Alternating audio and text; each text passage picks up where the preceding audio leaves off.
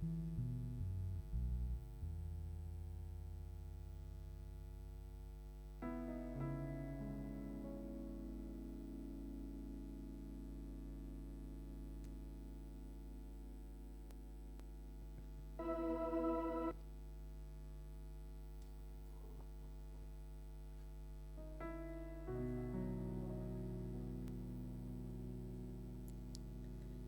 nama Tuhan, Shalom, selamat pagi Bapak Ibu yang dikasihi oleh Tuhan. Mungkin hari ini banyak yang kegiatan mengikuti gerak jalan. Ada senam, ada lomba. Seberapa kita yang ada tidak mengurangi semangat kita untuk kita datang kepada Tuhan, amin. Mari bersyukur karena anugerah dan penyertaan Tuhan, di mana bangsa kita boleh merayakan hari kemerdekaannya yang ke-81.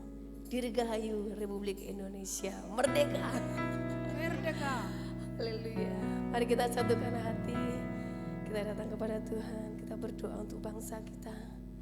Bela yang terbaik Tuhan berikan atas bangsa ini. Saat pagi hari ini Tuhan, kami merendahkan diri, kami berdoa. Tuhan, pulihkan bangsa kami. Setiap hidup dipulihkan. Lawan bangsa kami Tuhan. Lawan setiap kami. Biarlah hidup kami boleh menjadi berkat untuk Indonesia. Ampuni Tuhan, pulihkan bangsa kami dari setiap problema yang ada. Kami berdoa berkat-Mu turun atas Indonesia. Bangsa yang Kau kasihi, setiap pulau-pulau, setiap suku dan bahasa. Biarlah semuanya itu boleh menerima anugerah dan berkat Tuhan. Dan biarlah gereja Tuhan boleh bangkit untuk menjadi berkat bagi bangsa Indonesia. Terima kasih Tuhan untuk segala anugerah dan penyertaan-Mu yang luar biasa atas bangsa kami. Sungguh kami bersyukur. Mari kita memuji dan menyembah Tuhan. Kami bersyukur. Haleluya.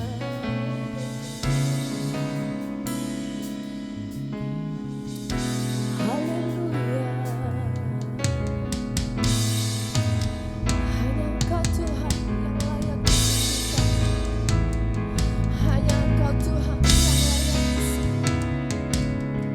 Biarlah setiap lidah mengaku, setiap lutut bertelut bahwa Engkaulah Tuhan.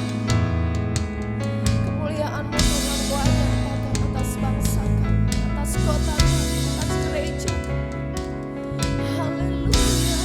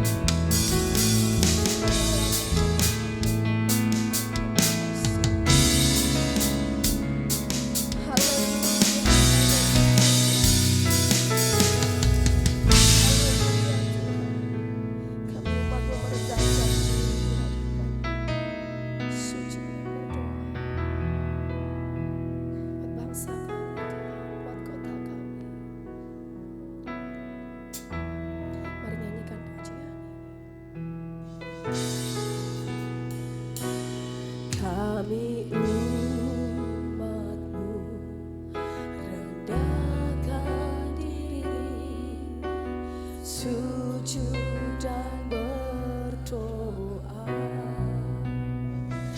mencari wajah-Mu,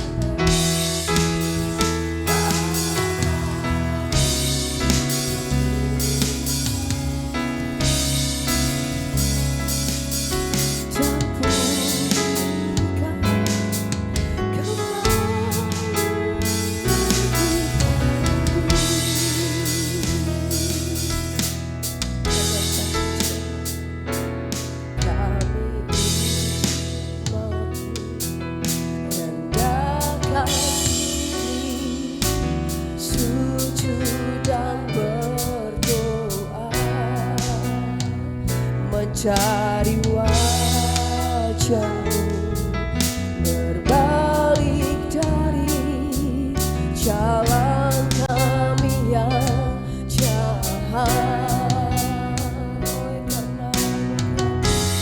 Oleh anugerah-Mu ampunilah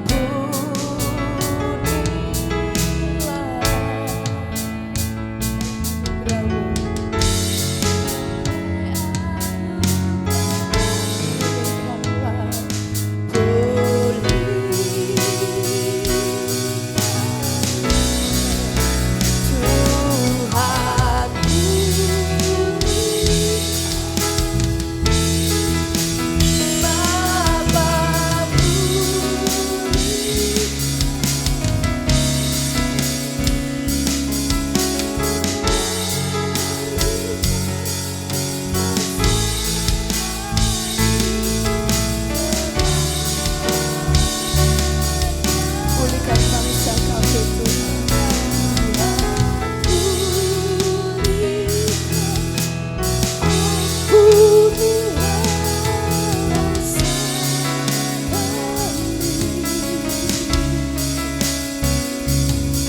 Dan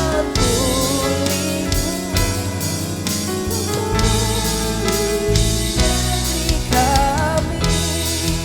Mari katakan, Tuhan pulihkan, Tuhan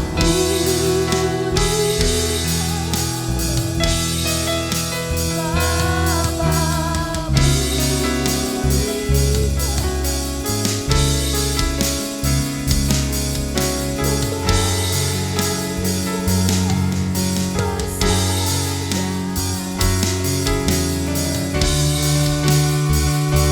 biarlah bangsa kami penuh dengan kemuliaan Tuhan.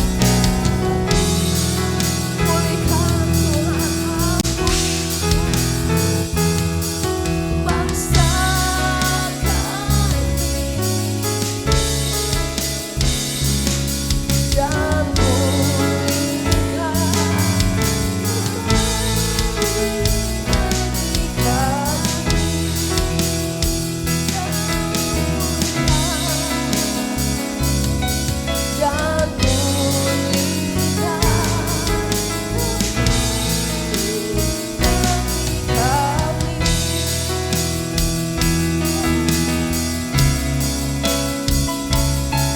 Dan pulihkan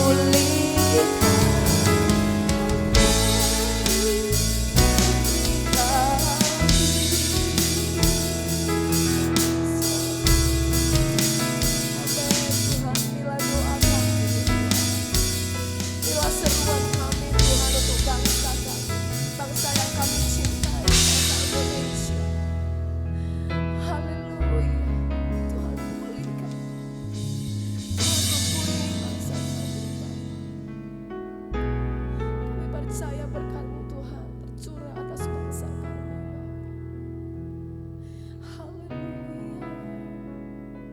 Biar belas kasihan-Mu Tuhan turun atas bangsa kami, atas kota kami. Kami rindu melihat lawatan Tuhan terjadi atas bangsa kami, atas kota kami. Penuhan jiwa-jiwa terjadi Tuhan atas bangsa kami.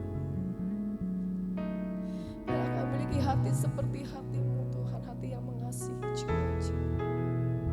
Dan biarlah mereka boleh juga menerima kasih dan anugerah Tuhan. Mereka boleh menerima keselamatan yang daripada Tuhan.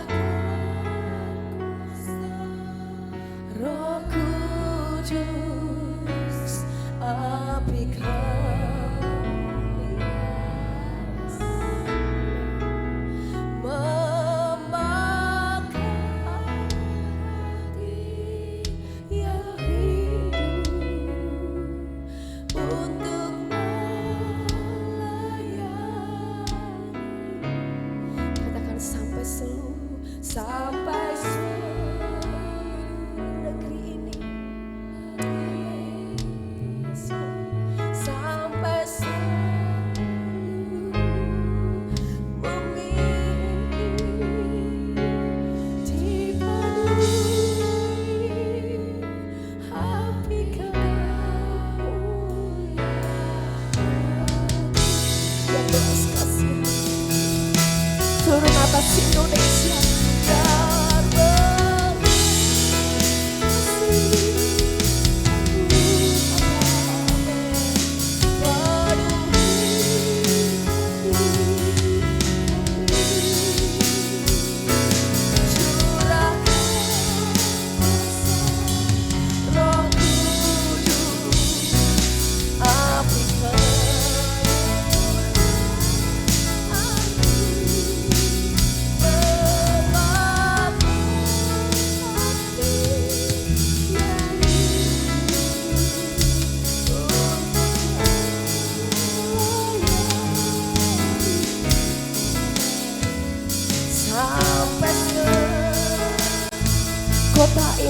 Kota ini sampai sedekat Indonesia, Indonesia dipenuhi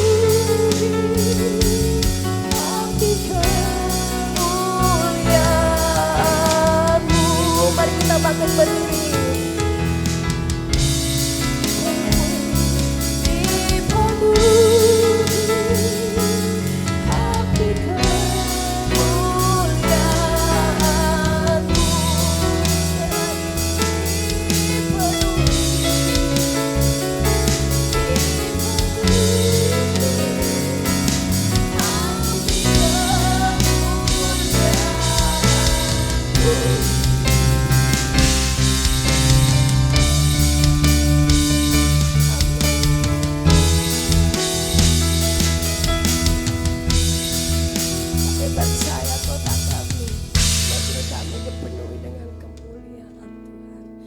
Setiap kami Tuhan, gereja-gereja Tuhan, untuk kami menjadi saksi.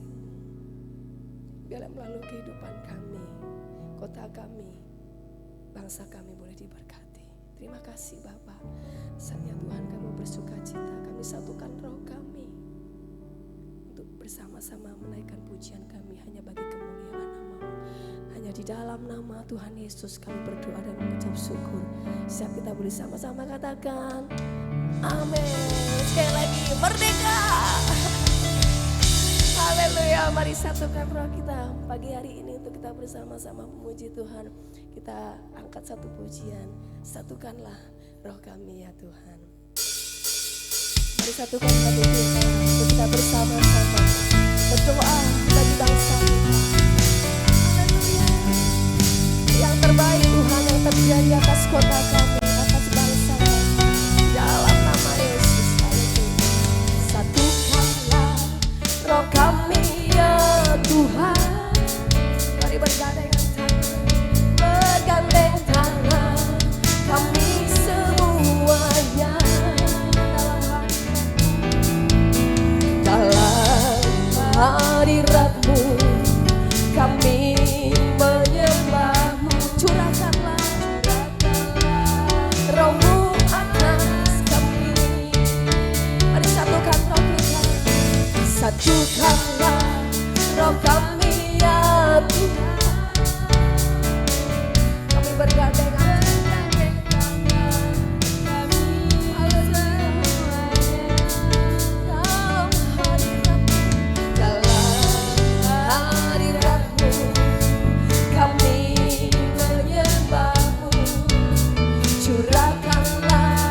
roh-Mu atas kami.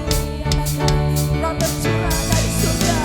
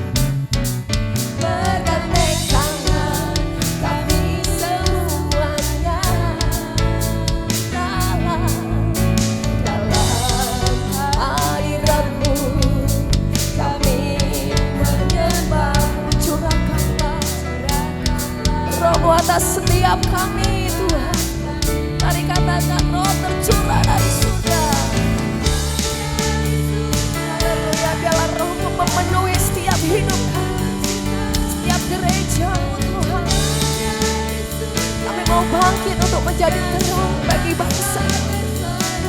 Oh, Roh tercurah dari surga, gereja Tuhan dibangkitkan. Roh tercurah dari surga, gereja Tuhan dimenangkan. Semua bangsa-bangsa dan menyatu bahwa Yesus Tuhan. Para Bapak Ibu dari Indonesia katakan, Roh tercurah dari surga. Mari bersuka cita. Haleluya. Bangsa-bangsa bersorak, Roh tercurah dari surga, gereja Tuhan dibangkitkan. Roh tercurah dari surga, gereja Tuhan dimenangkan. Semua bangsa-bangsa kan mengaku bahwa Yesus Tuhan. Sekali lagi, mari katakan, Roh tercurah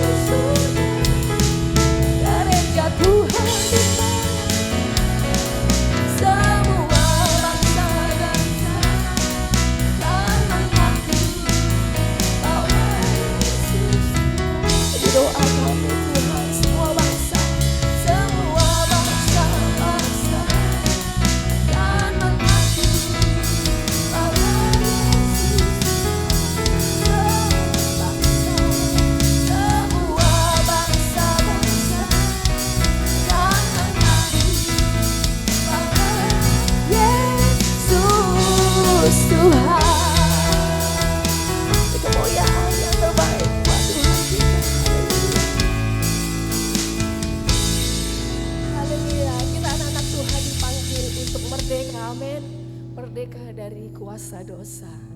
Firman Tuhan mengatakan, jadi apabila anak itu Yesus memerdekakan hidup kita, maka kamu pun benar-benar merdeka. Amin. Jadi jangan pernah lagi kita mau dibelenggu atau kita hidup dalam dosa, karena kita sudah dimerdekakan dari kuasa dosa karena pengorbanan Kristus di atas kayu salib. Amin Bapak Ibu. Mari katakan hari ini hari pembebasan. Semuanya dibebaskan ya dari belenggu dosa. Haleluya. Haleluya. Mari bersorak-sorai karena kita adalah orang-orang yang merdeka. Mari katakan, saudara, dengarlah sangka kabar membawa pembebasan bagi semua orang. Tidakkah engkau tahu, inilah tahun Yobel. Angkat tanganmu, bebaskan tawanan. Katakan, ini tahun pembebasan. Ini tahun pembebasan. Ini tahun pembebasan. Semua tawanan. Amin. Katakan yang lumpuh, yang lumpuh. Ayo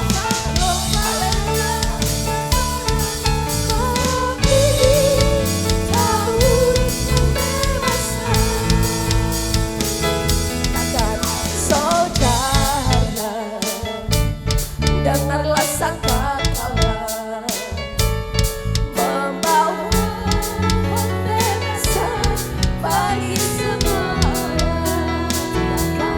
Tidakkah engkau tahu, inilah tahun Yobel. Angkat tanganmu, kita semua bebas dari setiap tawanan dosa. Katakan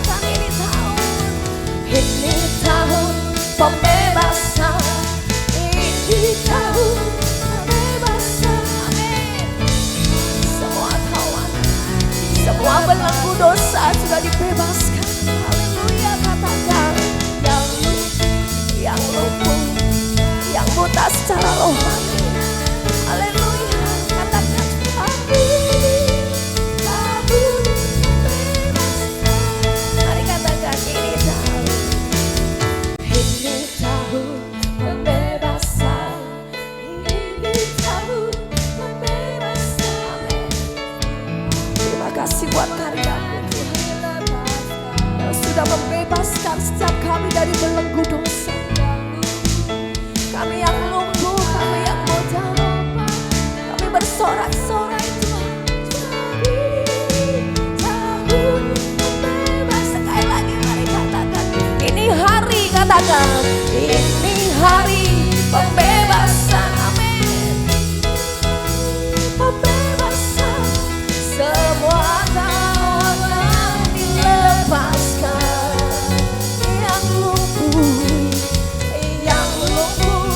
dan yang buta dilepaskan. Mari bersorak, haleluya. Hari pembebasan. Katakan sebab ini hari, sebab ini hari pembebasan. Sekali lagi dengan iman katakan sebab ini hari pembebasan. Ayo sebelum duduk katakan aku sudah bebas. Haleluya. Silakan duduk kembali Bapak Ibu. Mari silakan duduk. Saatnya kita akan memberikan korban syukur kita. Sebelumnya kita akan berdoa. Ibu John Edi yang akan naikkan doa untuk persembahan.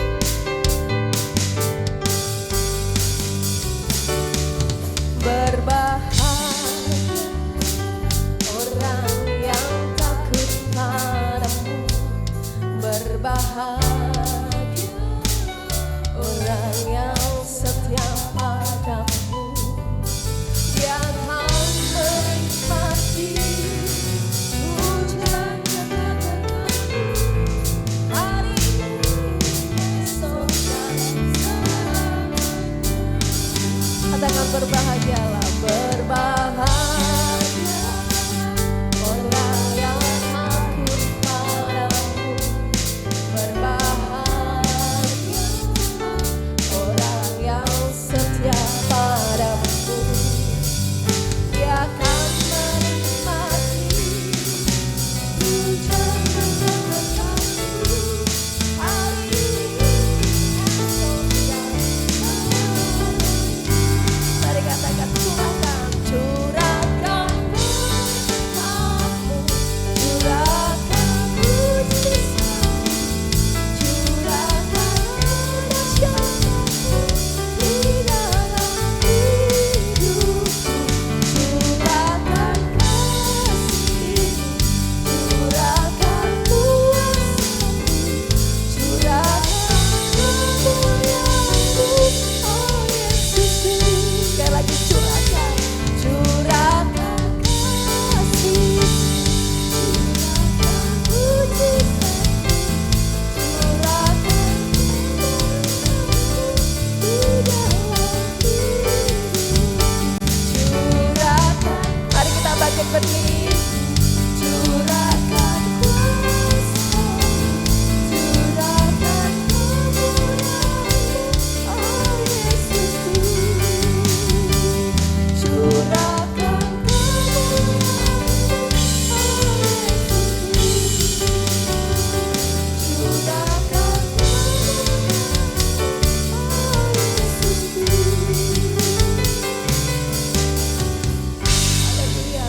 Mari Tuhan curahkan berkat-Mu, kasih-Mu, curahkan kuasa-Mu memenuhi setiap hidup kami, gereja ini, bahkan kota dan juga bangsa kami Indonesia. Biarlah kemuliaan Tuhan menjadi nyata, lawatan Tuhan terjadi, penuaian jiwa-jiwa Tuhan atas bangsa kami. Kami rindu Tuhan, Kau menyatakan kemuliaan-Mu atas bangsa kami. Terima kasih Bapa. Kami siap menerima kebenaran firman-Mu pagi hari ini. Bila firman-Mu yang membentuk setiap hidup kami, sehingga hidup kami boleh semakin hari semakin indah di hadapan-Mu. Manusia batinnya kami semakin hari semakin diperbaharui, sehingga kami boleh menjadi sama seperti Kristus. Kami miliki hatinya Tuhan. Kami percaya firman-Mu Tuhan yang mengubahkan setiap hidup kami. Kami siap mendengar dan terlebih itu boleh melakukannya dalam kehidupan kami. Terima kasih Yesus, terima kasih.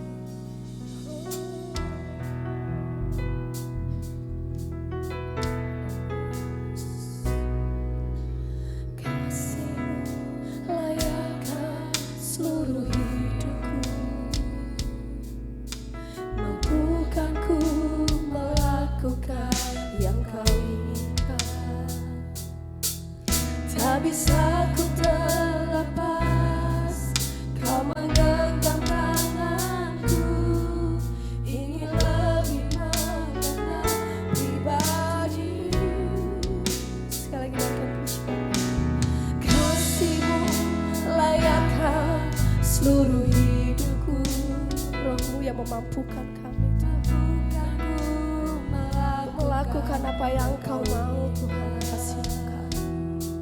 Tak bisa ku terlepas, Kau menggenggam tanganku, ingin lebih mengenal pribadi-Mu. Ku terhubung denganmu, kerinduan kami selalu melekat di hatimu. Firman-Mu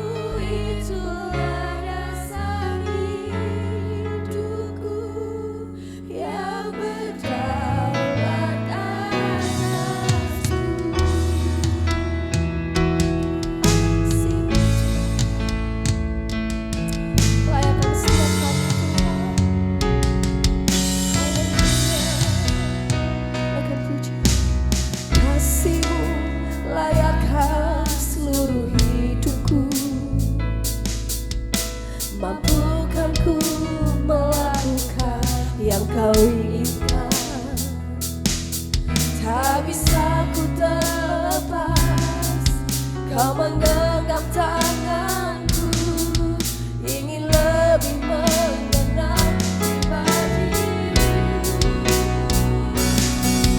Ku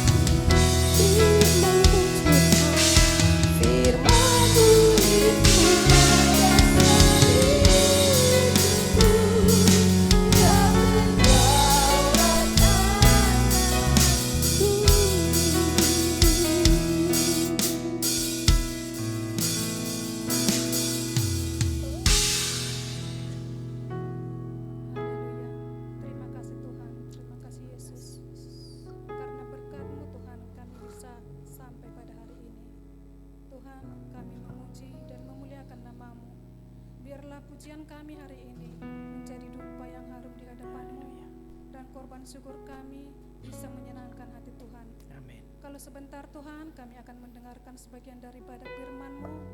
Kiranya Tuhan kuduskan, sucikan hati kami, untuk kami layak menerima firman-Mu, dan kami menjadi pelaku-pelaku firman-Mu Tuhan di dalam kehidupan kami sehari-hari. Tuhan, hamba-Mu yang akan menyampaikan firman-Mu, Tuhan berikan hikmat dan urapan-Mu yang daripada Tuhan. Terima kasih Tuhan, kami siap mendengarkan firman-Mu.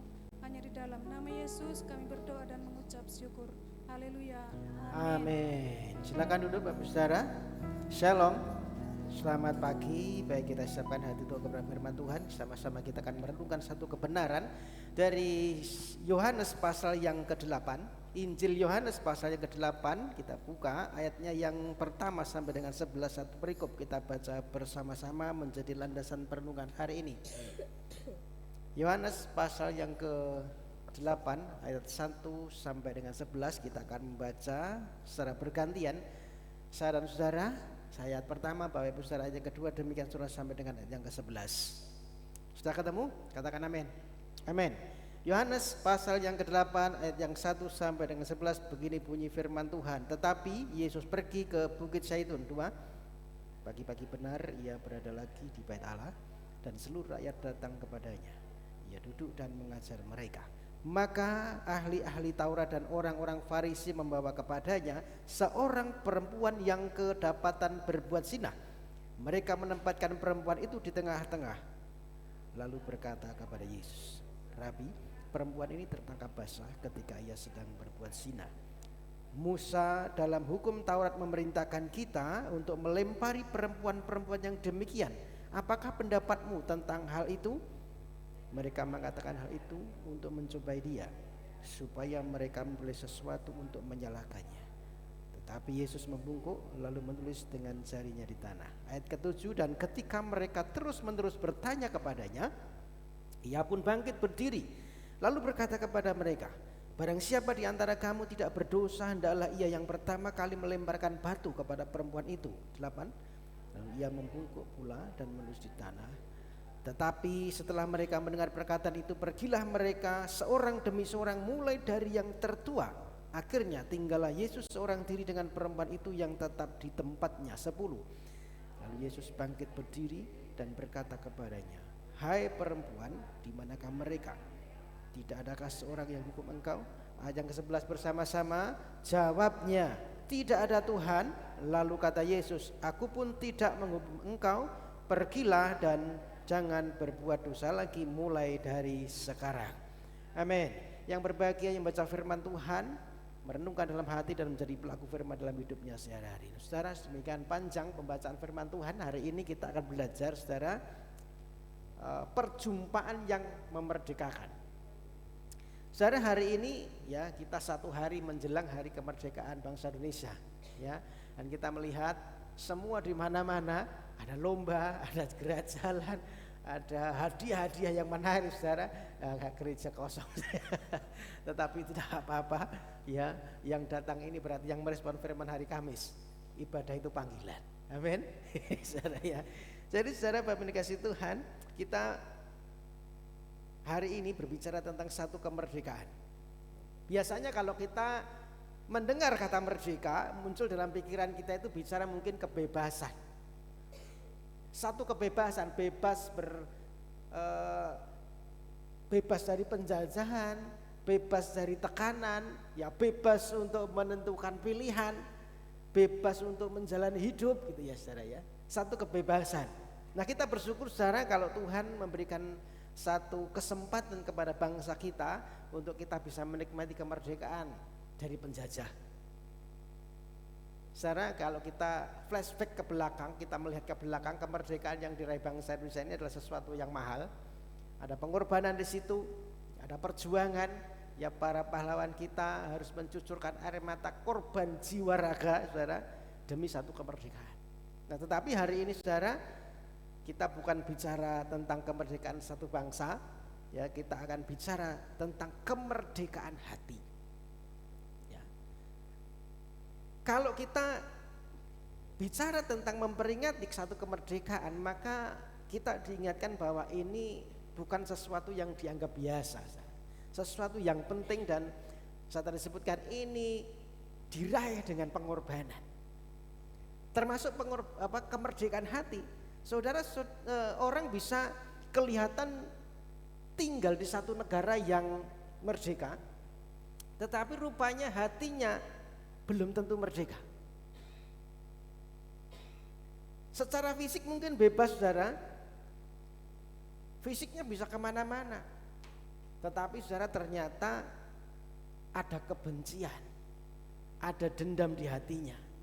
Bebas sih kemana-mana fisiknya, tetapi rupanya pikirannya itu terus dihantui dengan kecemasan, dihantui dengan ketakutan. Dan ini belum merdeka secara rohani. Ada yang mungkin kelihatannya bahagia, saudara, senyum, tertawa, tetapi saudara ternyata di dalam hatinya diliputi dengan kekhawatiran dan ketakutan. Ada orang yang saudara kelihatannya bahagia, tersenyum di depan banyak orang, tetapi rupanya ada kepahitan di dalam hatinya yang terus disimpan. Nah, Bapak yang dikasih Tuhan, penjara yang paling sulit untuk ditinggalkan bukan penjara yang asalnya dari jeruji besi, tetapi rupanya penjara yang ada di dalam hati. Penjara rasa bersalah, penjara dosa, kepahitan, ketakutan, kekhawatiran tadi, penghakiman bahkan. Masa lalu yang kelam, seringkali ini tidak bisa lepas dari penjara hati kita.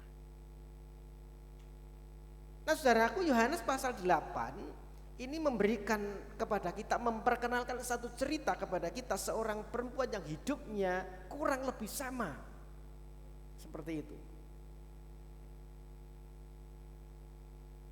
Ceritanya tadi ia tertangkap basah melakukan apa? Perzinahan.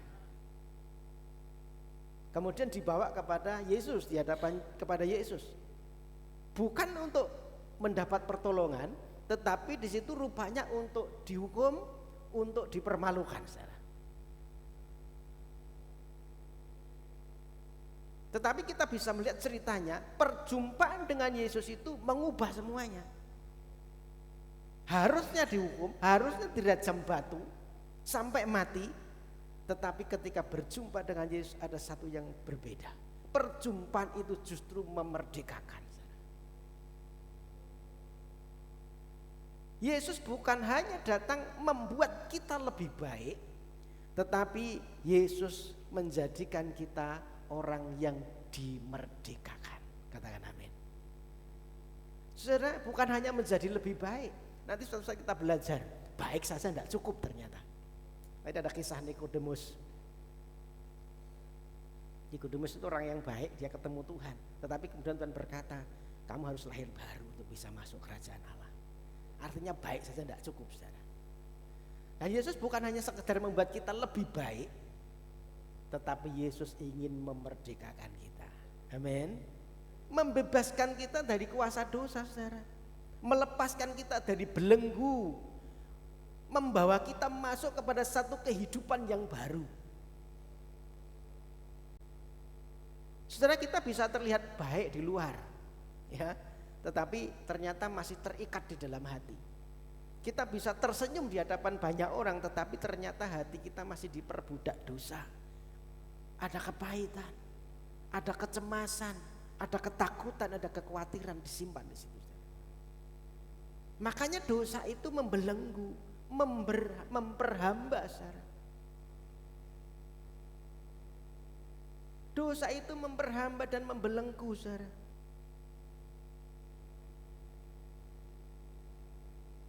Mari kita amati sekilas alur dari cerita perempuan tadi, saudara ya.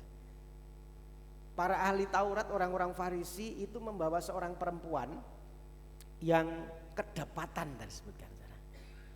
Kedapatan itu ketangkep basah, ya.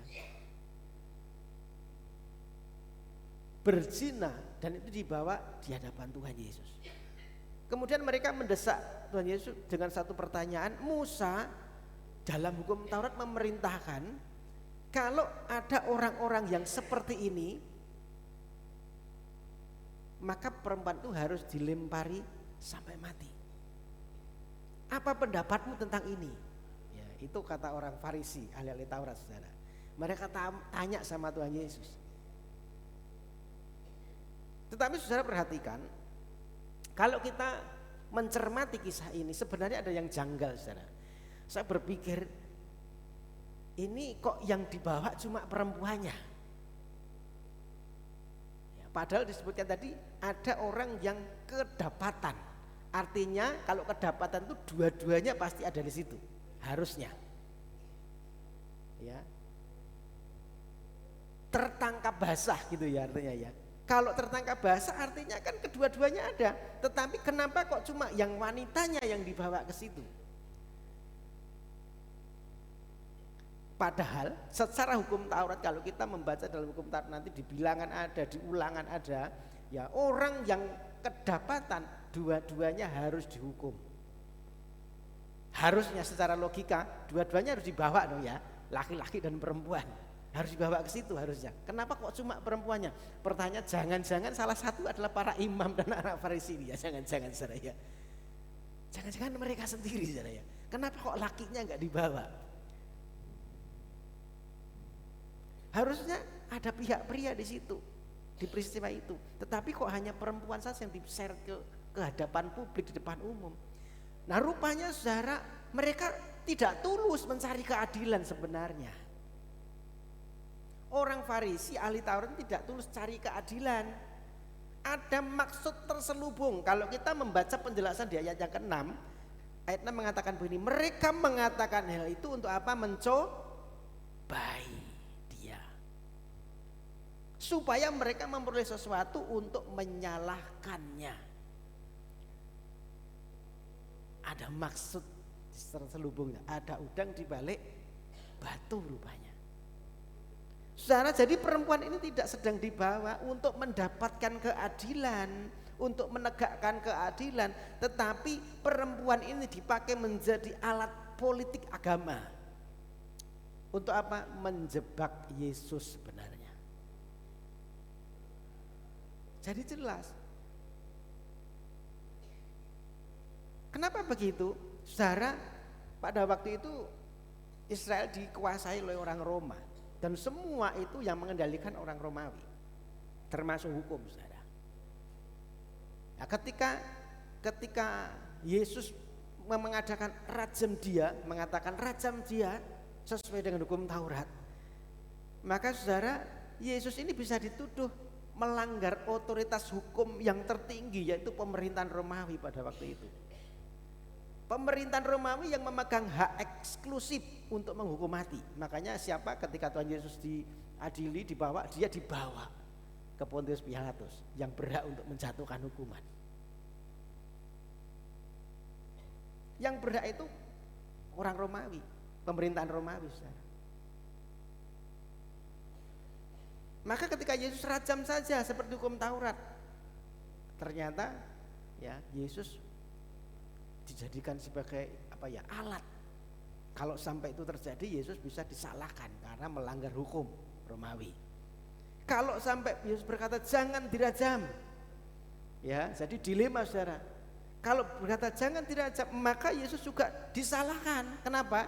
Karena dituduh kompromi dengan dosa, nggak taat kepada Taurat, menentang hukumnya Musa.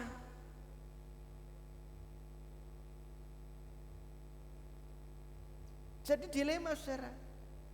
Tetapi ada satu yang luar biasa. Di tengah perdebatan doktrin dan jebakan politik yang seperti itu, ya seorang perempuan jadi korban, saudara. Ada hati yang hancur di situ. Perempuan dibawa di tengah-tengah kerumunan, di tengah-tengah publik, dipermalukan, dijadikan tontonan di depan umum.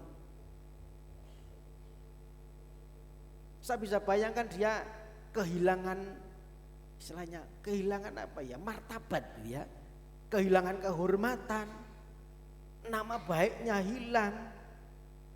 Dan saudara, di situ cuma disebutkan sebagai si pendosa dan si pezina, tidak ada namanya, saudara. Nah, Bapak Ibu yang dikasih Tuhan, peristiwa ini menggambarkan bagaimana cara dosa itu memperhamba kita. Dosa itu mengikis kebenaran, saudara. Ada jerat secara perlahan dari dosa ini. Perlahan-lahan menjerat kita sampai kita tidak bisa berkutik lagi, sampai kita dikuasai. Saudara, dosa itu tidak langsung menjadi satu jerat yang berat, terasa berat, saudara. Seringkali dimulai dari hal-hal yang kecil, diawali dengan kompromi. Saya seringkali mengatakannya, diawali dengan kompromi kecil. Coba sekali saja, gitu ya biasanya. Kemudian berlanjut, setelah coba sekali berlanjut lagi yang kedua, berlanjut lagi yang ketiga, sampai akhirnya itu menjadi pembenaran. Enggak apa-apa. Dan setelah itu akhirnya berakhir menjadi satu kebiasaan. Kalau sudah terbiasa, akhirnya apa? Mengikat, saudara.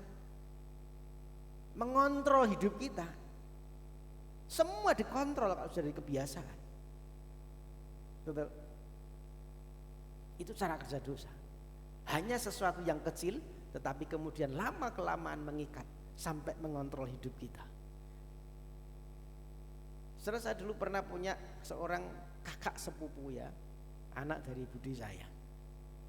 Saudara, makanya luar biasa, saudara. Sekolah itu tukang gelut.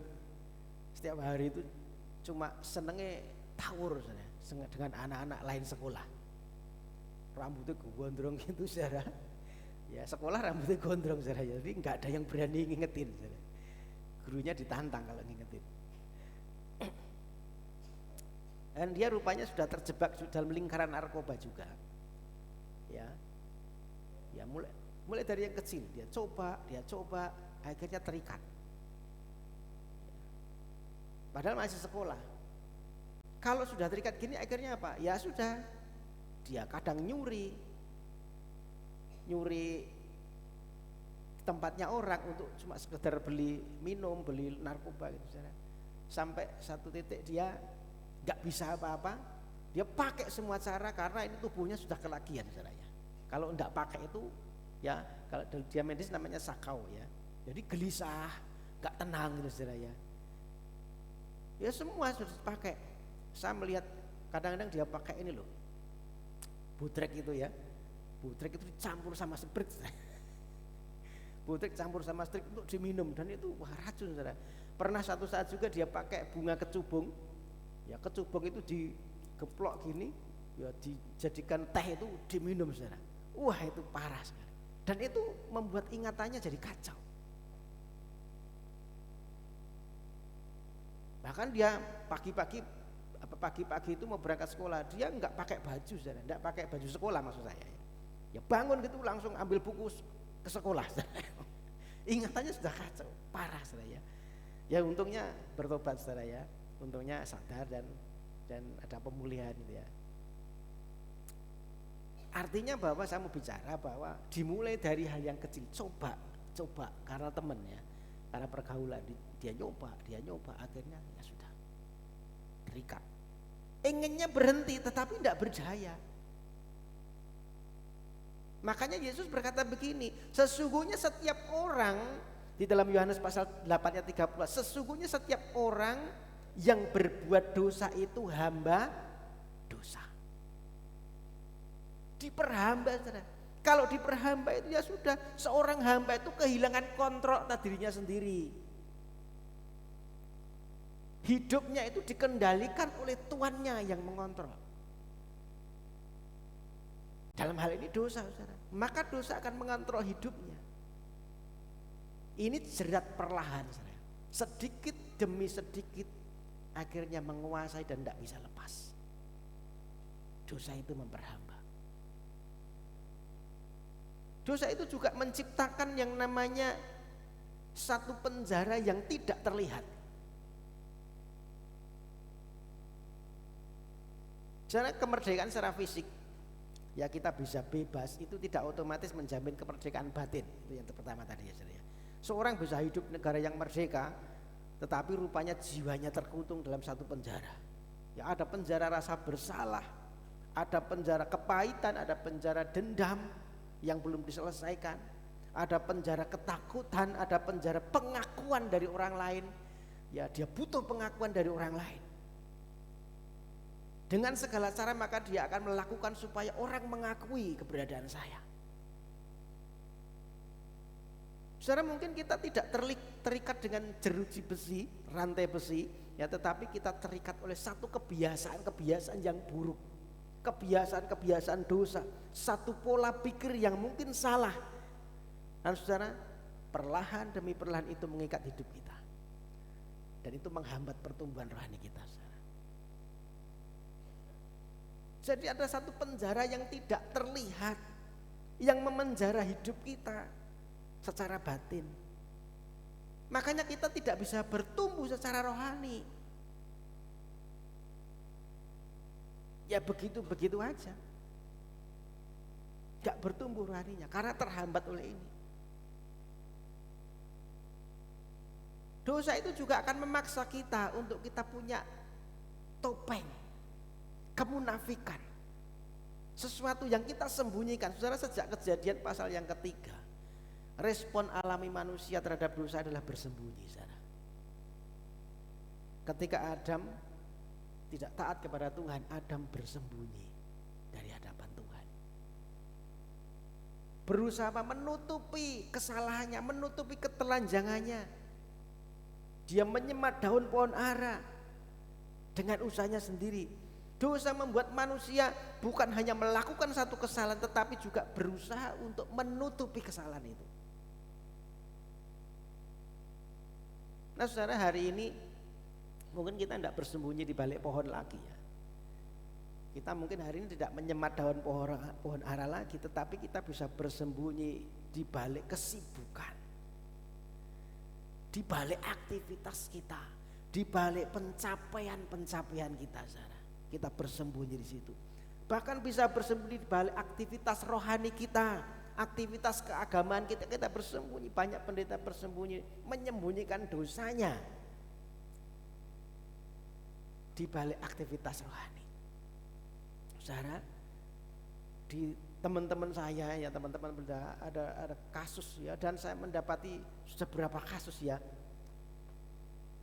isu-isu ya, pendeta yang sudah ditinggal mati oleh pasangannya akhirnya jatuh, saudara.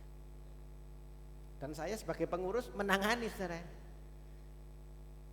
Ketika ada seperti itu, ada isu begitu, kemudian pengurus kita langsung rapat, kita temui orangnya, kita tanya orangnya bersama bukti-buktinya. Waduh, saudara, ngeri kadang-kadang, saudara ya.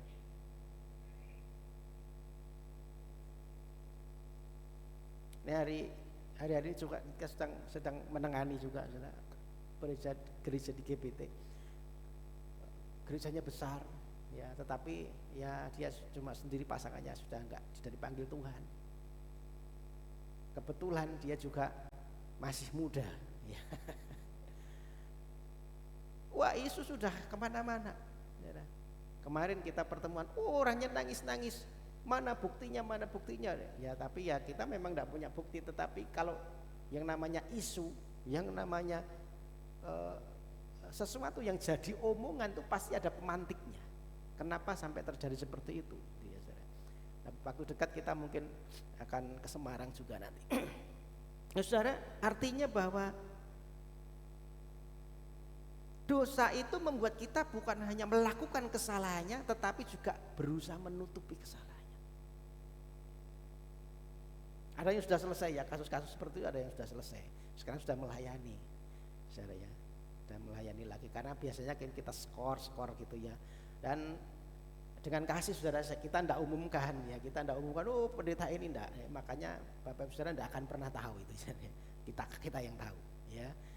Ya kalau kita skorsing orang tidak pelayanan pun, ya kita kasih surat pun, ya biasanya kita pakai alasan logis, ya kita pakai alasan logis supaya jemaatnya tidak ngerti, jemaatnya tidak tanya-tanya kenapa kok begitu ya. Nah hari ini saudara mungkin ya kita tidak bersembunyi di seperti itu, bisa bersembunyi di balik pelayanan, di balik senyuman, di balik jabatan, prestasi saudara. Bahkan di balik popularitas kita bersembunyi, menyembunyikan sesuatu. Kita berkata, oh saya baik-baik saja, ternyata hatinya sedang tidak baik-baik saja di dalam. Nah saudara, kita seringkali berusaha dengan keras menjaga citra kita di depan manusia. Nah, sementara sebenarnya ada luka, ada kompromi yang di dalam, ada ketakutan yang tersembunyi. Kita membangun yang namanya topeng, supaya orang lain tidak ngerti.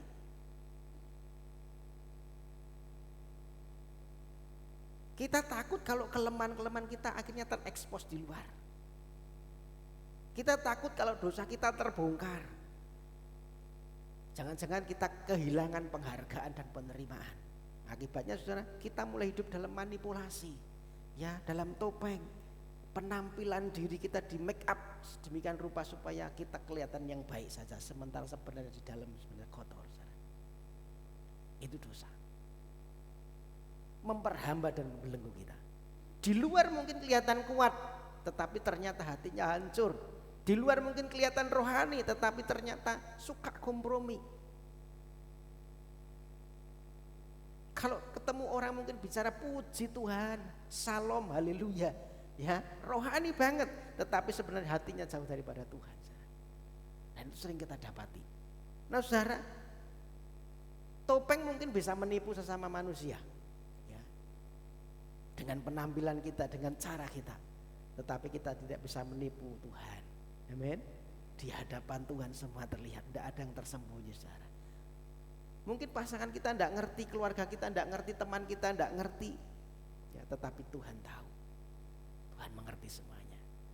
Tetapi ya hari ini saya mau bicara, Tuhan, ketika Tuhan tahu itu pun, ya, kita datang kepada Tuhan. Tuhan bukan datang untuk menghancurkan dan mempermalukan.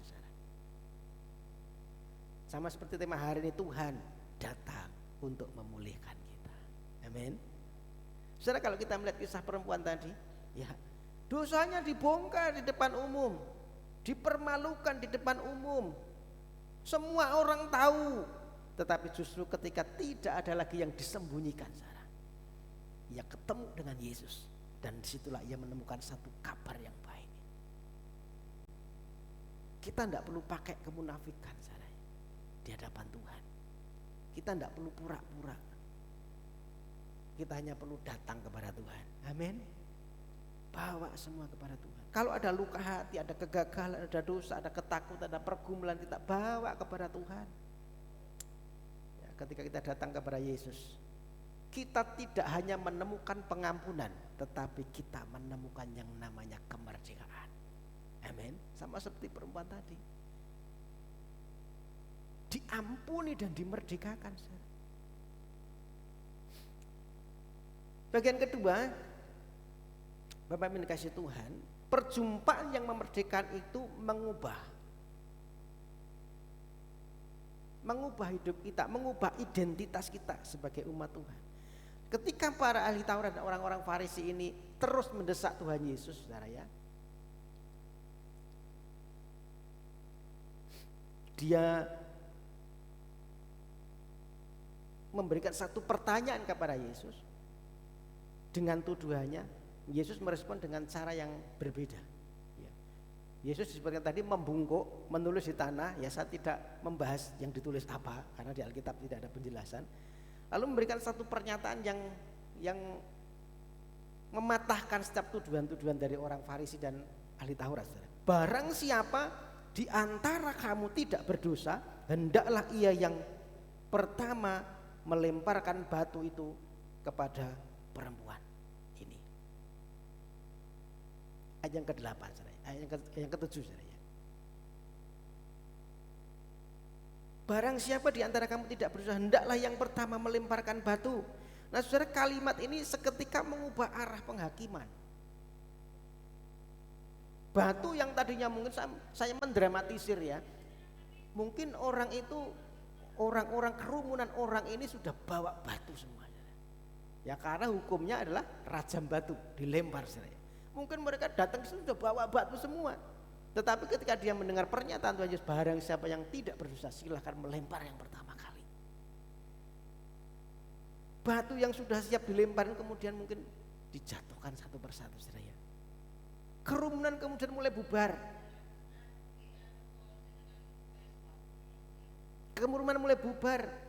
Disebutkan tadi apa? Dari mulai yang tertua, ya, mulai yang tertua, pergi semua. Pergi dari situ, tinggal mereka meninggalkan Yesus dan perempuan ini, saudara. Nah, saudara, di hadapan Allah tidak ada satupun yang cukup layak untuk berdiri dan memberikan penghakiman atas sesamanya. Dan ketika semua orang sudah pergi, suasana jadi berubah. Dari momen eksekusi, kemarahan, kini yang tersisa hanya ruang antara Yesus dan perempuan itu. Dan dari sini kita bisa mendapatkan ada kasih karunia, saudara. Kasih karunia itu mematahkan penghakiman. Slide yang berikutnya. Yesus kemudian menatap perempuan itu dan bertanya, hai perempuan, di mana mereka? Tidak adakah seorang yang menghukum engkau, kata Tuhan. Dan jawabnya, tidak ada Tuhan. Lalu Yesus berkata, aku pun tidak menghukum engkau. Ini kasih karunia, saudara ya. Momen yang membebaskan. Kalau hukum Taurat berkata hukum mati, hukum rajam sampai mati. Tetapi ya, Yesus memberikan satu pengampunan. Aku pun tidak menghukum engkau. Kalau para penuduh, para penuntut ahli Taurat, orang-orang Farisi ini berkata, dia pengen mempermalukan orang ini, tetapi Yesus justru memberikan penerimaan. Bertolak belakang. Dan Yesus satu-satunya pribadi yang tidak berdosa. Harusnya Yesus menghukum, tetapi Yesus juga tidak memilih untuk menghukum. Dia memilih, aku pun tidak menghukum engkau, saudara. Saudara, disinilah kasih karunia bekerja. Yesus tidak membuang orang-orang yang berdosa, melainkan dia merengkuh dan menyelamatkannya, saudara. Dan itu saya dan saudara. Amin. Kita itu orang sebenarnya layak dihukum, tetapi Yesus merengkuh kita, merangkul kita, menyelamatkan kita, memerdekakan kita, saudara. Perjumpaan itu juga menyatakan satu kebenaran. Perjumpaan dengan Yesus memberikan kasih karunia, ya, Yesus menyatakan kasih. Yang kedua, Yesus juga memberikan satu kebenaran, kebenaran yang memanggil kepada satu kehidupan yang baru. Jadi kasih karunia Tuhan itu tidak hanya berhenti pada pengampunan, saudara. Yesus melanjutkan satu kalimat begini, pergilah dan jangan berbuat dosa lagi, mulai dari sekarang. Dan ini keseimbangannya saudara, kesempurnaannya antara kasih karunia dan kebenaran. Kasih karunia itu menjawab masa lalu. Aku tidak menghukum engkau, meskipun dia berdosa dan layak dihukum. Tetapi kebenaran mengarahkan kepada satu kehidupan yang baru di depan. Jangan berbuat dosa lagi. Seimbang saudara. Dosanya diampuni, kesalahannya diampuni. Tetapi mulai hari ini jangan berbuat dosa lagi. Itu kebenaran saudara. Jadi saudara, Yesus tidak membenarkan perempuan yang berzina ini, perbuatannya bukan dibenarkan saudara. Dia tidak mentolerir dosa. Ketika Yesus mengampuni itu bukan lisensi atau izin untuk kita berbuat dosa yang berikutnya, bukan saudara. Untuk kita kompromi, bukan. Ketika Yesus memerdekakan kita, itu supaya kita punya satu kehidupan yang baru, kebiasaan yang lama ditinggalkan dan punya kehidupan yang baru. Jangan berbuat dosa lagi. Itu sesuatu yang baru saudara. Dan disinilah Yesus memulihkan identitas dari perempuan yang berzina ini. Menjadi perempuan yang merdeka. Perjumpaan dengan Yesus itu mengubahkan statusnya, mengubahkan masa depannya. Ia datang waktu itu dia sebagai orang yang dituduh, orang yang mau dihakimi, orang yang mau dirajam batu, tetapi ia pulang sebagai orang yang diampuni saudara. Pemulihan identitas. Ia datang dengan rasa malu, dia datang dengan satu kehancuran, tetapi ia pulang dengan satu pengharapan yang baru. Ia datang dengan belenggu saudara, tetapi kemudian dia pulang punya tujuan di masa yang akan datang. Dan ini kemerdekaan yang sejati dari Kristus saudara ya. Bukan hanya menghapus dosa kita, tetapi juga memulihkan identitas kita. Makanya kita tidak lagi didefinisikan oleh kegagalan. Kamu orang gagal, kamu orang berdosa, kamu ya, kita tidak lagi dilabeli sebagai orang-orang yang bersalah. Nah, perempuan tadi dilabeli sebagai pezina dan pendosa, tetapi perempuan ini kemudian pergi, punya identitas yang baru, dibaharui hidupnya. Dan itu kerinduan Tuhan dalam hidup kita, kehidupan saya dan saudara. Amin. Terakhir saudara, ini menjadi aplikasi ya, apa yang harus kita lakukan sebagai gereja Tuhan. Saudara, kalau kita melihat kisah tadi ayat Yohanes pasal 8 tadi, ini sebenarnya bukan hanya bicara tentang dialog antara Yesus dengan orang-orang Farisi dan juga perempuan, tetapi ini juga memberikan satu cermin buat kita sebagai gereja Tuhan, sebagai orang beriman. Kalau dalam narasi ini kan kita melihat ada dua kelompok saudara ya, yang sedang berhadapan dengan orang berdosa. Ada Yesus dan juga ada para ahli Taurat. Ahli Taurat, orang-orang Farisi ini membawa batu penghakiman. Yang dibawa penghakiman, kemarahan ya. Tetapi Yesus membawa kasih karunia dan pemulihan. Pertanyaannya begini saudara, perenungannya. Ketika ada seseorang yang terluka, ada seseorang yang gagal, seseorang yang menurut kita mungkin sudah berdosa, jatuh dalam dosa, datang di tengah-tengah kita. Apa yang kita pegang hari ini?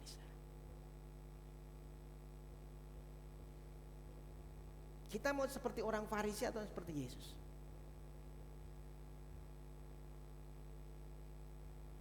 Karena seringkali kita tanpa kita sadari itu kita seperti orang Farisi. Ya. Kita simpan sesuatu untuk kita lemparkan kepada orang tersebut. Karena kita ngerti, oh orang ini begini latar belakangnya, dia pendosa, dia tidak benar. Dan kemudian ketika datang di hadapan kita, kita bawa batu untuk kita siap kita lemparkan. Kita bawa label, memandang seseorang dari kesalahan dan kegagalan. Dia kan memang begitu kan, dia nggak layak kan. Bukan hanya itu, biasanya kemudian kita mau sebarkan gosip juga. Orang itu begini loh ya. Batu gosip kita bawa. Batu penghakiman kita bawa. Mengumbar kesalahan orang lain. Ketika ada yang salah, ada yang jelek, kita omong ke semua orang. Merasa diri lebih benar dan lebih kudus. Kita bawa batu penolakan, menutup pintu buat orang itu masuk. Saudara, gereja itu dipanggil bukan hanya menjadi hakim, bukan untuk menjadi hakim, saudara. Kita dan saudara dipanggil bukan untuk menjadi hakim atas sesama kita. Bukan untuk menjatuhkan hukuman atas sesama kita. Gereja dipanggil untuk menjadi saksi yang menuntun orang kepada pertobatan. Amin. Yang menuntun orang itu kepada kebenaran. Yang menuntun orang itu kepada satu kehidupan yang lebih baik. Saudara, menghakimi orang itu, percayalah ya, tidak akan membuat kita makin kudus. Ya, ketika kita menghakimi orang itu tidak akan membuat kita makin kudus. Tidak, saudara. Maka marilah kita menjadi komunitas yang aman. Amin. Gereja Tuhan dipanggil menjadi satu komunitas yang aman. Menjadi tempat di mana orang bisa menemukan perjumpaan dengan Tuhan. Menjadi tempat di mana orang boleh mengalami pengampunan, menjadi tempat di mana orang boleh mengalami yang namanya kemerdekaan. Satu komunitas yang mempraktikkan dua hal tadi.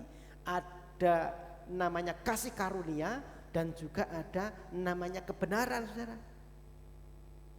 Kasih karunia itu menerima semua orang tanpa takut dipermalukan, tanpa takut dihakimi, tanpa takut diingatkan kesalahan masa lalunya. Itu kasih karunia. Tetapi saudara, kita juga harus memegang prinsip kedua, ada kebenaran di situ. Kebenaran yang mengubahkan satu tempat yang tidak mentolerir dosa, saudara. Tetapi mari kita tuntun orang dengan kasih karunia itu supaya bertumbuh dan meninggalkan kehidupan yang lama. Itu tugas kita, saudara dan saudara. Amin. Saudara, kita tidak boleh menggunakan alasan kasih sebagai alasan untuk membiarkan orang tetap dalam dosa. Tidak apa-apa, biarin aja lah, kan kita mengasihi. Tidak bisa juga. Tetapi kita juga tidak boleh menggunakan alasan kebenaran sebagai batu untuk menghancurkan sesama kita dan menghakimi sesama kita. Makanya kita dipanggil untuk menjadi agen kebenaran. Amin. Agen yang memerdekakan, saudara.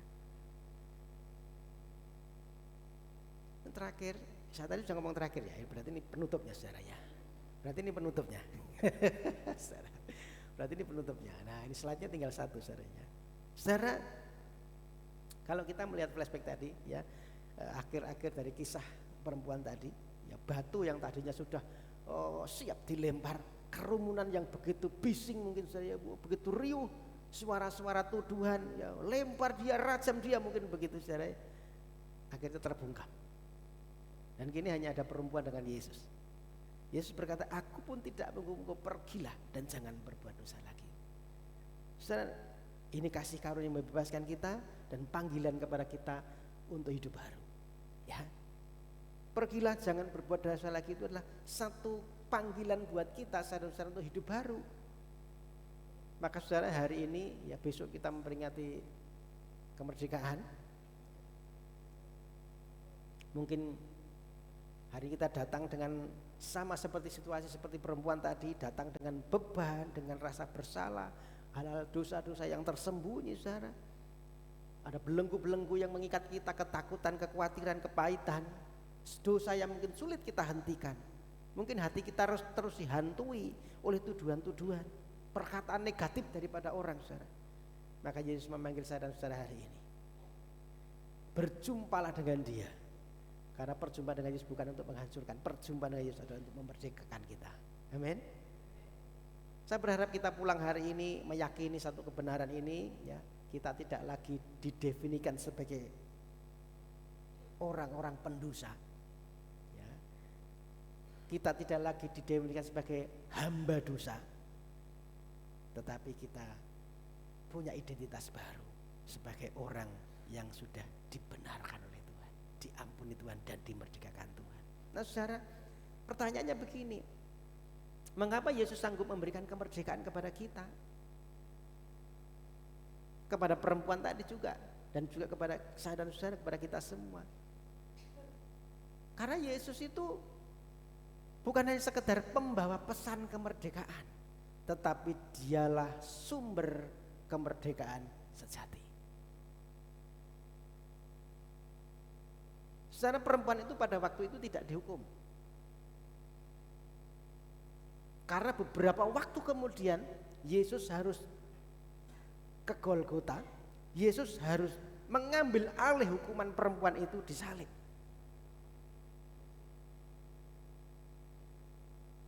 Batu-batu penghakiman yang seharusnya menghantam perempuan itu akhirnya diterima Yesus ketika disalib di Golgota. Dan kita, orang yang berdosa, saya dan saudara, orang-orang yang harusnya dirajam batu, harusnya dilempari, harusnya menerima hukuman sampai binasa, tetapi kita tidak menerima itu karena Yesus sudah menggantikan kita di kayu salib. Dia yang tidak berdosa rela menggantikan saya dan saudara yang berdosa, supaya kita yang bersalah bisa dibebaskan dan diampuni. Jadi saudara, kemerdekaan sejati bukan hasil dari kekuatan kita. Kemerdekaan sejati itu adalah karya penebusan Yesus yang sempurna. Amin. Di dalam Dia saudara, rantai dosa kita dipatahkan, kuasa mau dikalahkan, identitas kita dipulihkan sebagai anak-anak Allah. Sebagaimana firman Tuhan berkata di dalam Yohanes pasal 8 ayat 36, jadi apabila anak itu memerdekakan kamu, kamu pun benar-benar merdeka. Maka saudara, hari ini hiduplah sebagai orang-orang yang benar-benar merdeka. Berjalan bersama Kristus, tinggalkan kehidupan lama, dan jadilah pembawa kasih karunia di tengah-tengah dunia. Tuhan Yesus memberkati. Dan naikkan satu pujian terakhir untuk menutup permenungan firman Tuhan hari ini. Kita bangkit berdiri saudara sebelum kita berdoa.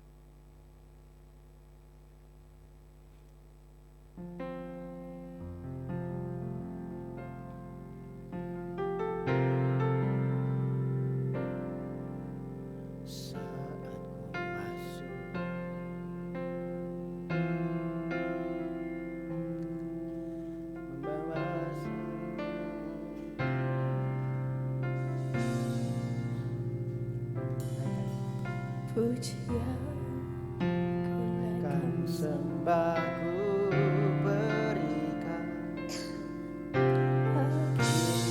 Allah yang mulia, Kau layakkanku.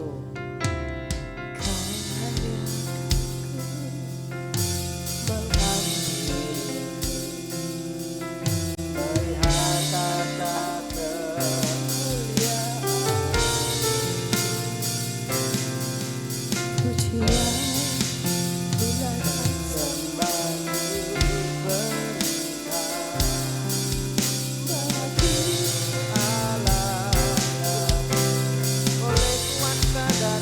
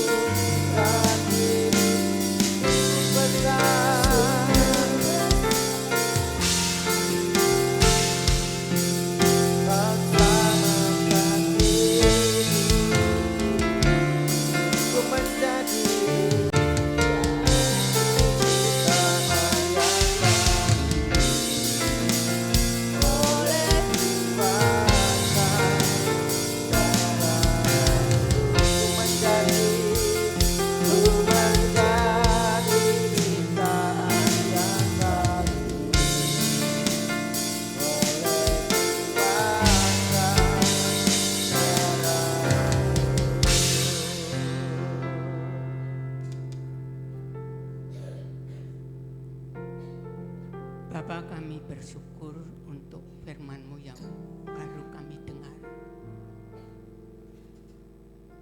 Kau telah menebus kami, memerdekakan kami. Tuhan, kami ingin seperti perempuan Samaria yang berjumpa dengan Engkau, mendapatkan pelayanan dari Engkau, dan memperkenalkan Engkau orang satu kampung. Kami mau menjadi seperti itu, Tuhan. Sehingga anugerah-Mu mengalir melalui kami untuk memanggil orang-orang yang masih dalam kegelapan itu, yang masih dibelenggu oleh dosa itu. Biar pengorbanan Tuhan Yesus tidak sia-sia bagi mereka. Tolong kami, Roh Kudus, beri keberanian, hikmat, bijaksana, sehingga dalam memperkenalkan Tuhan Yesus tidak menjadi masalah. Terima kasih Bapa, inilah kami. Inilah sisa hidup kami. Kami persembahkan bagi kemuliaan-Mu. Kami bersyukur untuk firman-Mu. Kami mau menjadi pelaku-pelaku firman-Mu. Terima kasih Bapa, kami menyerahkan hamba-Mu yang Tuhan telah panggil. Tuhan urapi dengan urapan yang baru dan menyampaikan isi hati-Mu bagi kami. Terima kasih Tuhan, kami menyerahkan supaya Engkau akan memakai sisa hidupnya untuk menggenapi rencana-Mu di dalam gereja ini. Terima kasih Tuhan, terima kasih. Di dalam nama Tuhan Yesus Kristus kami naikkan syukur dan doa ini. Haleluya. Amin. Silakan duduk Bapak Saudara. Ada beberapa pengumuman yang harus disampaikan untuk jadwal ibadah kita pekan ini.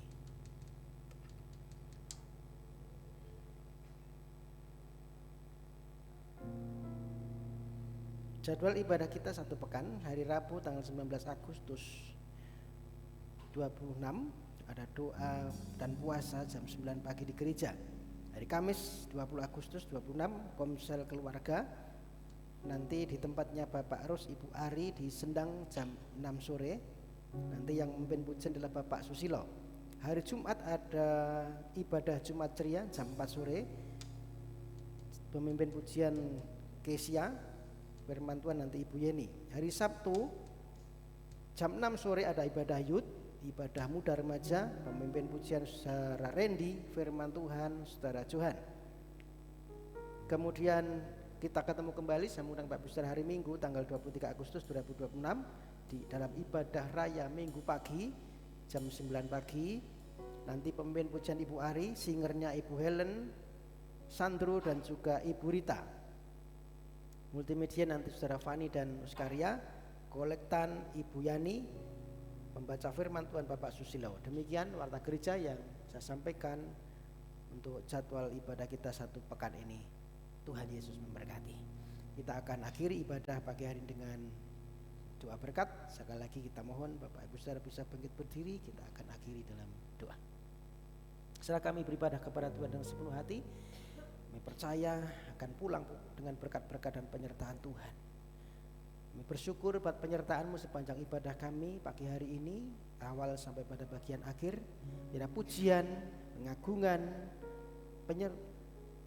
pujian yang kami naikkan di hadapan menjadi satu persembahan yang berbau harum di hadapan-Mu. Juga korban syukur kami menyenangkan hati Tuhan. Firman-Mu yang sudah kami terima pagi hari ini meteraikan di hati kami.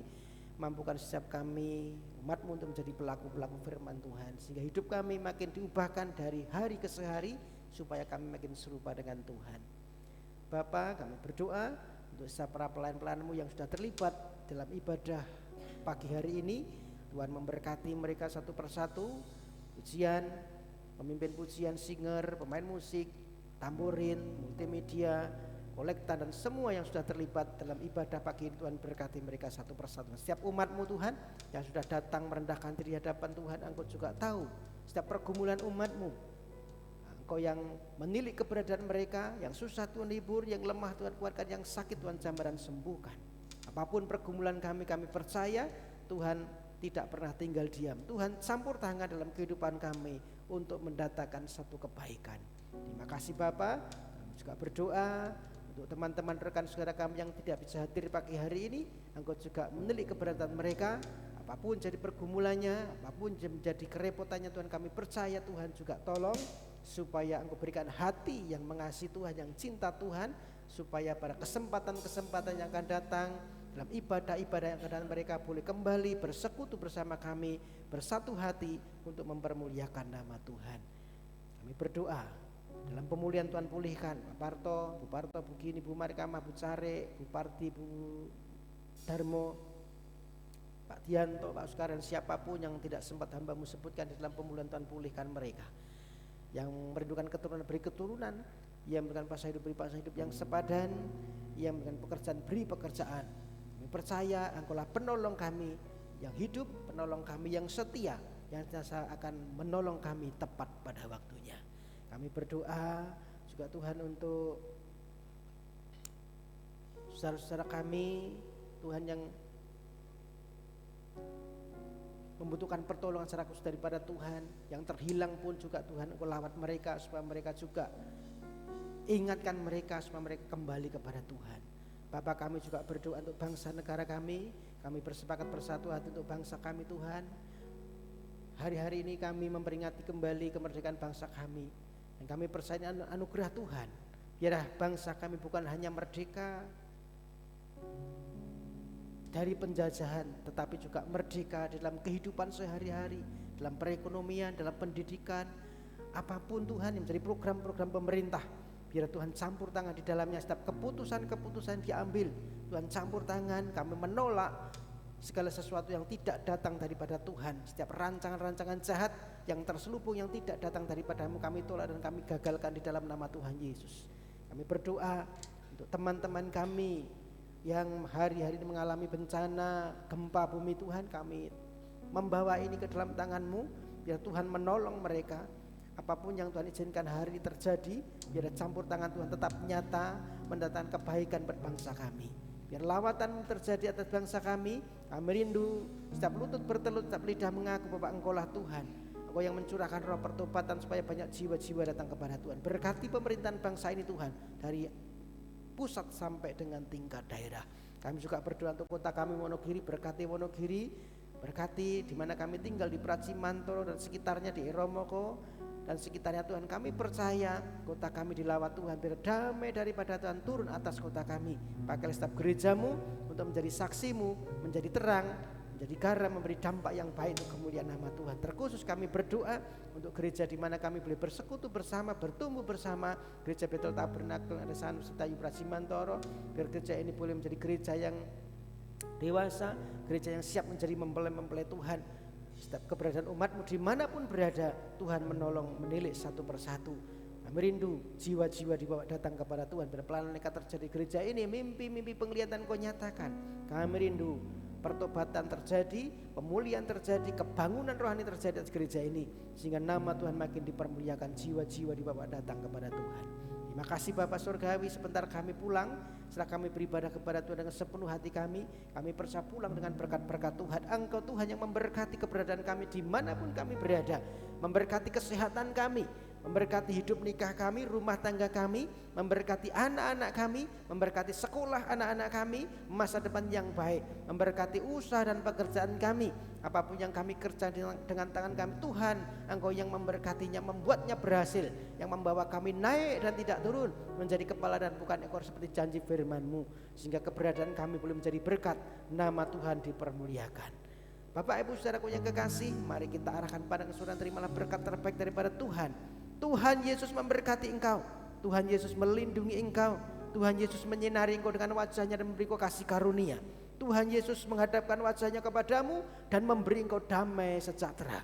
Terimalah berkat terbaik ini, berkat Bapa, cinta kasih Tuhan Yesus Kristus dan persekutuan Roh Kudus menyertai hidup kita mulai pagi ini sampai dengan selamanya. Di dalam berkat nama Tuhan Yesus Kristus setiap kita percaya diberkati, mari sama-sama katakan amin. Terima kasih.